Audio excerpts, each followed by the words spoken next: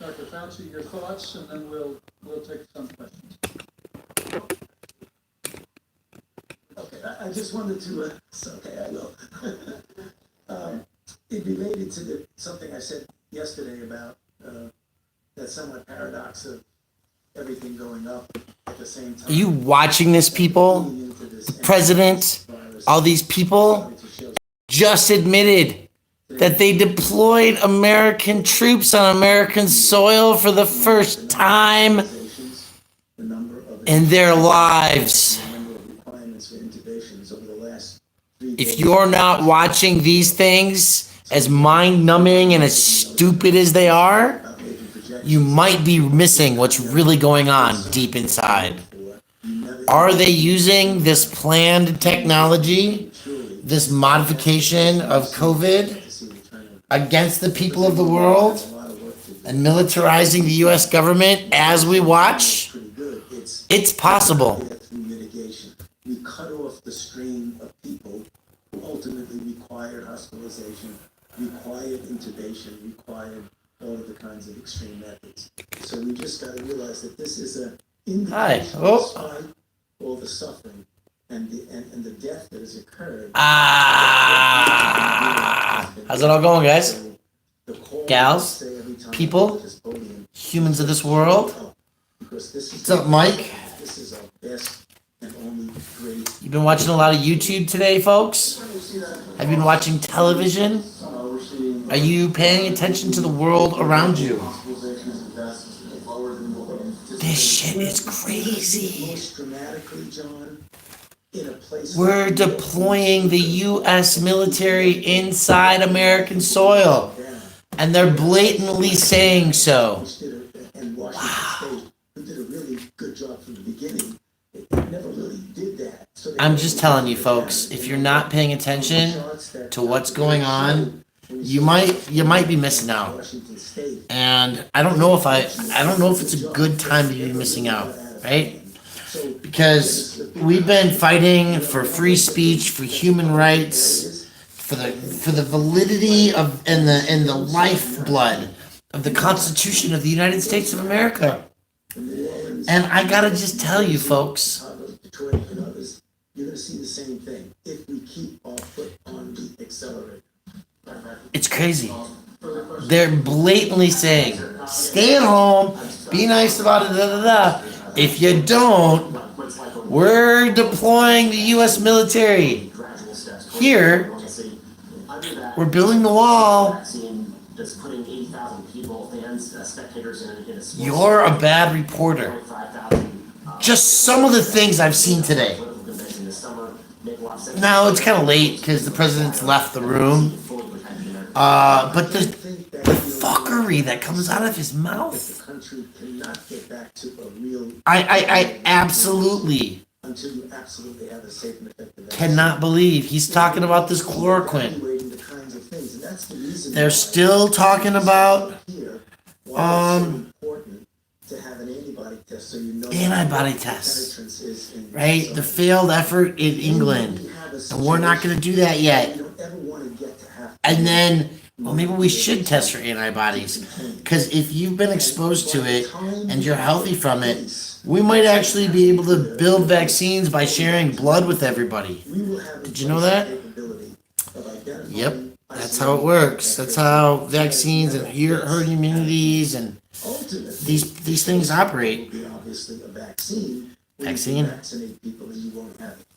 And you vaccinate them. Where did SARS come from? Where did Corona come from?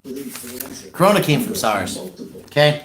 I want you all to know that right now. If you haven't figured it out, if you're not paying attention, wake up, please. But you have to know that they're playing with this in laboratories and schools. Do a little research and see how 6 months ago, maybe 4, they're charging the Chinese government in the United States trying to buy our school laboratories out. It's really what's going on. Now, I'm at home in the basement and I'm cutting masks. Batches and batches and batches of masks. And I forgot to shut that damn thing off. But if you're not watching what's going on in the government, you should be. So Princess and Pirate, Diana, 3, Milko Max. Somebody's on route to my house now to get masks, right? So I'm not gonna stay online all day. I got text messages. I need more masks, and of course we need masks. We're just gonna make masks until we constipate. No, until we beat this thing, because that's what you do, right? Whether it's mutual aid and giving them away to help people, whether it's making them in an effort to financially survive, stuff a little bit under the mattress. No, I'm gonna try to pay my landlord, but I'm also gonna try to negotiate with my landlord, right? But I'm making masks, and we're gonna see what we can do. I just got word the Denver Police Department is asking for masks, and I have actually having conversations about that right now. So shit is fucked up and stuff. But my brother-in-law, I gotta tell my sister, I told her last week, start making masks. Because what they're gonna do at the police departments is they're gonna have to wash their masks and take them off every half hour to an hour. In order to go out and deal and do the things they do. But we're also under orders to stop homeless sweeps, so that's good. I don't know if I'll make masks for the police officers. Nobody asked that question, did they? I'm just speaking out loud. Can't see all the chat 'cause it's the wrong function. Is there anybody here that I haven't said hello to that said hello? David Betchler, look at that. If they release Eric, that's a great answer. I wish I could give that one a negotiating tactic. Unfortunately, there's too many counties. And at this point, the federal government's involved. So unless Trump reviews Eric Brandt's history and realizes how great of a man he is. But listen, Trump just read the history of the guy from The Comfort and said maybe he's not going to fire him. Yeah, because I paid attention, huh? So, Terracify, Chris Marcus, Jen T, Lacey, everybody. Yeah, I want to say hello. I want to let you know that I'm alone in a basement. And I'm Dilly Pickles. I'm cutting masks. I'm tracing out various sizes for children and adults. And I'm cutting. I'm tracing and I'm cutting and I'm sewing. And I've got shit everywhere. Because it's a war. It's a war effort. See, you can see the background now, right? You can see the sewing machine and the light in the back. But it's a war effort. And my fellow human beings, YouTube auditor, yo. I've made videos. I've taught you how to make masks by watching my video, watching me fuck up in the middle of the night. I made a video today, video 2, on making some tricks to it. I've got paracord, I've got elastic, I've got yarn. I'm doing everything I've got. And if you want one, it's $15 plus postage and handling. It's Jeremiah Raber. I haven't heard that. Do you need to post that link in here? Yeah, Dilly Pickles. Ball gags. Ball gags, HP 111. I don't know about that. But, yes, Dilly, I made t-shirt bags. I've had a very stressful week of living in this house, in this new house, which I love. And I miss everybody at the old house. But I have my own bathroom. And that in itself is worth it. Grown man should have a bathroom of his own once in a while in life. So I'm doing that life route right now, and I enjoy it. It's a little quieter. My roommate works third shift. So he'll be getting up in an hour or two. And then, basically,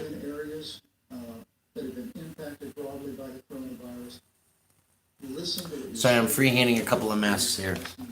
Or at least one there for the kids, because they need a smaller size. I don't have that on me. So, 1, 2, 3, 4, 5, 6, 7, 8, 9, 10, 11, 12, 13, 14, 15, 16, 17, 18 on this one. And these people said they wanted a solid color mask, and then he says, nope, I'm just coming to your house. I'll be there soon. Okay. So, cut the masks while I got the masks. And but it's very scary, especially when I could paracord to tie the masks, right? David, I think there's probably reality is that I had been beneficial of Janet and everything that goes on there, you know, having a place to live. But as a community, we have to grow and expand, or we get stagnant. And so I needed to grow and expand. I couldn't do this mask making during this coronavirus. I couldn't do this at Janet's. There's no space. Right? I've handed out over 20 masks to people for free already. I've sold 6 or 8, maybe 10, and I've got orders for more. So I'm gonna financially survive this way. I couldn't do that in my old house. Janet needs to be able to let somebody else get a hand up to pay rent and to affordably have a resting space. Maybe get out of their vehicle and into a bedroom. Maybe to get off the street. Janet helps good people. And so I'm grateful for her help, and I'm grateful for the question. But that is it. And yeah, chain piecing terrace fine. So that was the inner mask. That was these mostly. With a small portion of what's coming in from around the world. Chris Marcus, I haven't responded to that message yet and the question that came with it. I just received the message today. And so we'll figure it out. Oh, and by the way, the President of the United States doesn't know how to shut his mouth. And he likes to tell people about the national stockpile and how much that we have sitting around, even though like everybody and their brother knows that you don't know what's in the national stockpile. Yeah, well, I mean, you know, and let's face it, like, life's busy, life's crowded, and there's a lot going on, right? But I'm on the go, and I'm a grown man, and I got help when I moved back from the United States and didn't have a job, and Janet helped out, and I love Janet's, and I love still helping out. If you haven't seen the advantages now, I'm making 2 extra pans of food, right? So,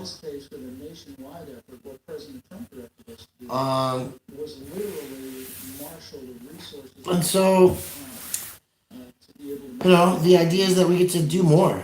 And by all means, if I got a bedroom to myself in the middle of the night with nobody else in the house, maybe I can think about dating again. Because that's something I haven't done for a while. And if those things happen, you know. So, for me, those are, you know, that's what's going on. I think that, you know, lots of things help people grow and life changes. There's a lot that happens. So, for me, I'm here, I'm hanging out. I am actually paying attention to these press conferences because they're ridiculous. If you haven't watched one recently, sometimes you just gotta realize, like, the president berates some people and uplifts others, and just the communication, it's just mind-blowing.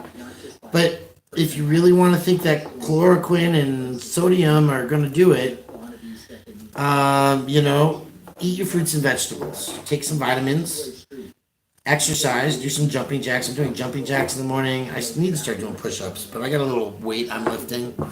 Quite honestly, though, these masks, it's like a wartime effort. I'm just hammering them out as best as I can, as quick as I can. So I got people coming over to pick up some masks from me. I got to mail a couple out to some of you folks. You can email me at cuttheplastic@gmail.com. If you'd like a mask, I will show you. This is my mask. Yeah, thanks, Lacey. Everybody wants to think that other people will get laid and have sex and have fun in their lives, right?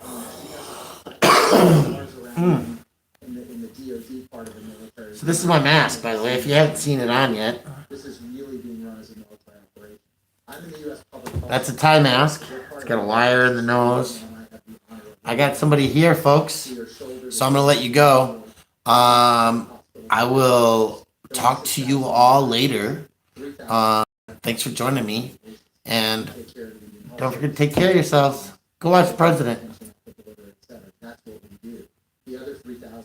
Yeah, and they need to be washable. Mine's washable. So that's the deal.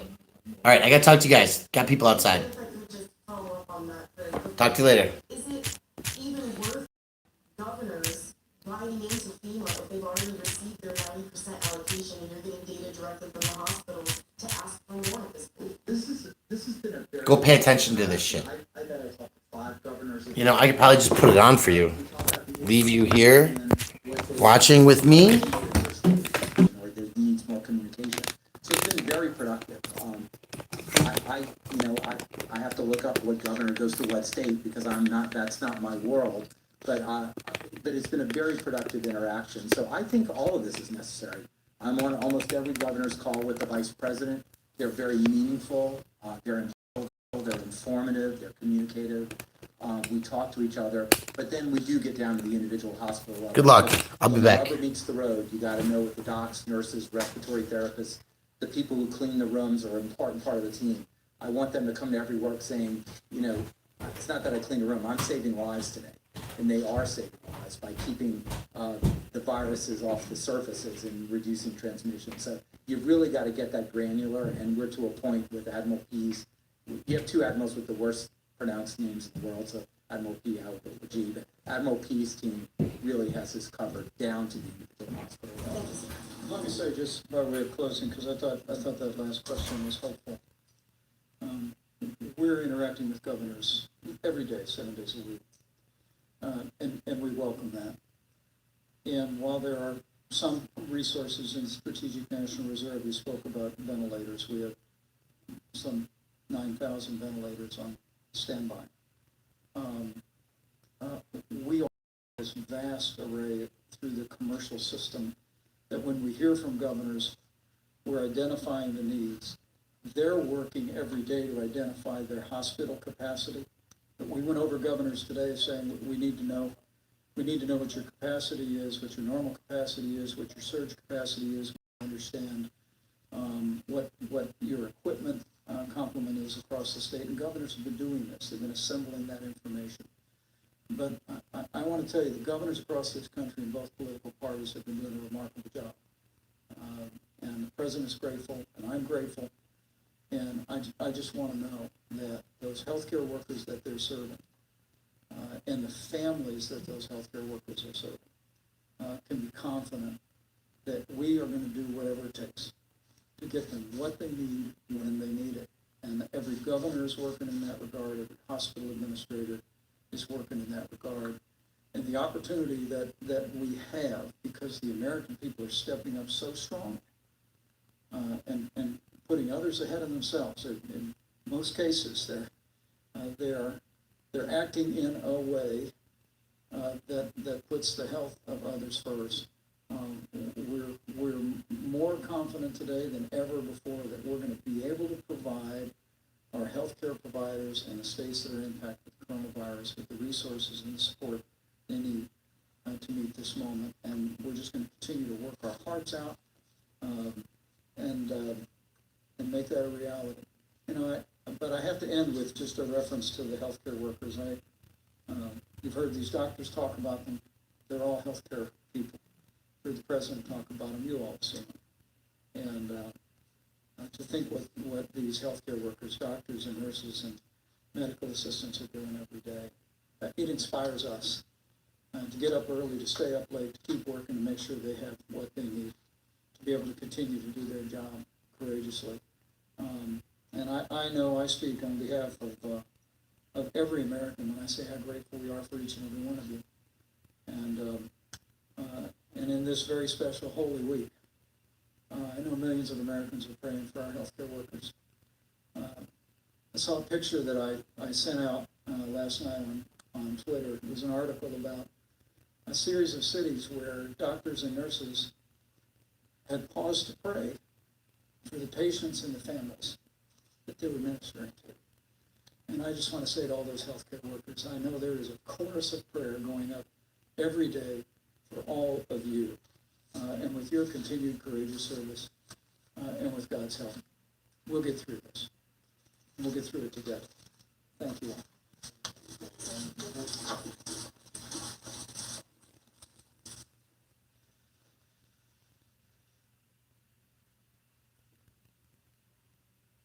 All right, we have been watching a briefing from members of the White House Coronavirus Task Force, a briefing that lasted more than 2 hours. From public health officials first, we heard from Dr. Anthony Fauci, who said, among other things, that looking at the data from New York, specifically the leveling off, at least for now, of new hospitalizations, he said that suggests that the mitigation steps are working. He said, we got there through mitigation, quote, this is going to get us out of it, referring to the coronavirus crisis. He was also asked about the notion of the country returning to some kind of normality in the future, and Dr. Fauci said, quote, if back to normal means acting like there never was a coronavirus problem, I don't think that's going to happen until we do have a situation where we can completely protect the population. Dr. Deborah Birx was asked about remarks that she made in a recent briefing when she said that now is not the time for people to necessarily go out to the grocery store or to the pharmacy. What she said today was that if you can send one person, the entire family does not need to go out on these kinds of occasions to the grocery store, to the pharmacy. She said this is a highly transmittable virus. Maybe once every 2 weeks you can do a pharmacy and grocery store shop for the whole family. But there were a number of other statements made by President Trump. And for that, let's go ahead and bring in our CBSN political reporter, Caitlin Huey-Burns, to help us sort through what was said by officials, including the president. Caitlin, I know you've been listening and watching along with us here, another lengthy briefing that started with the president. I want to first ask you about a line of questioning, Caitlin, that the president clearly did not like. When reporters tried to ask about an HHS Health and Human Services Inspector General's report that found American hospitals are dealing with severe shortages of medical supplies, also found issues with testing. The president went after reporters who tried to ask about that Inspector General's report and did not necessarily address the substance of those questions. What more can you tell us about what the president had to say about that? Yes, he's been very dismissive of any criticism of his administration's handling of coronavirus and especially of this issue of testing. The Inspector General's report was taken at the end of March, and it found a variety of issues that these hospitals and these medical workers at the front lines are facing. One of those issues is the either lack of testing or the amount of time it takes to get testing done and get it back to people and to be able to show who should be quarantined, who should be taking, who they should be taking in, who has tested positive. So these issues of testing have been really critical. And we've heard that from medical workers. We've also heard that from governors earlier on, saying that the lack of testing really makes it difficult to make any sorts of longer term decisions and decisions about care and decisions involving the economy. So this was a really critical point because this Inspector General's report outlined a variety of different issues that these hospitals are facing. At CBS, we've all been covering these issues as well. You could see on CBS this morning, earlier today, going inside a hospital and these medical professionals telling reporter David Begnaud that they didn't have the supplies that they needed. They were wearing, equipment that wasn't official protective equipment, and we keep hearing this line. But the president seemed to just kind of pick up on that word, inspector general, and just immediately kind of dismisses it. The inspector general was appointed by his administration. She has been serving the IG's office since 1999, so across a variety of different presidents and administrations. And so it was interesting to see him go after her, trying to attach her to the Obama administration when she was actually appointed during his tenure. But what her report found was that there are these issues in these hospitals. There have been these issues with testing, and this is something that's been borne out in reporting. I also want to ask Caitlin about the president's remarks at the top of the briefing, where he sent his best wishes to British Prime Minister Boris Johnson, who was diagnosed with the coronavirus, is now in the intensive care unit. The president said that Americans are all praying for his recovery. He's been a really good friend. Interestingly, Caitlin, Zeke Miller, Associated Press White House reporter and political contributor, asked whether or not the diagnosis and now the subsequent placing in intensive care of Prime Minister Johnson has affected in any way the approach that the president and the vice president and others are taking with respect to how they are governing this country. Tell us a little bit about what we're doing with it. It's an interesting question because as Are you still watching? briefings, Oh my God. they are there together at the same time during these briefings. That was The president 4 is masks first, sold and then, right there. Mike Pence So, is, but they're together. Masks. Professionals. This is president the mask has here. his relationship This with one's got some President froggies on it. Johnson, friendly. They have a lot in Over the common, head. actually. And Over so the I nose. think you saw Pull it tight. The idea that Prime Minister Johnson was now in intensive care really struck the president. Tie it up. He said over and over again that Off you that go. this is a really You're masked good up, idea, folks. that this is a Citizen Z, he is going Friends in through. Code, And I think Lacey, whoever's in here. Hello, hello. nature, and you could Civil disobedience, open your business and go back to your jobs. there is this It does not have enough room to lock us all up. However, we do have a virus, chemical, biological warfare, in which we are absolutely. By the way, I'm rubbing CBD into the top of my scalp every couple of days to see if it'll help my hair grow back. We are absolutely, Joanne, facing biological warfare right now. I don't really care what these people have to say anymore. I'm a host of this show. We are in a state of biological warfare. This is a chemical agent that is viral. It lives. It has its own lifespan. This is like a mustard gas or something that would drift through with a bomb and a whole bunch of people would be gone. This is a chemical, a living organism that they grew. They created, they played with it. There's reports. Go to Google Scholar. Look up coronavirus. Look it up. It's there. It's available.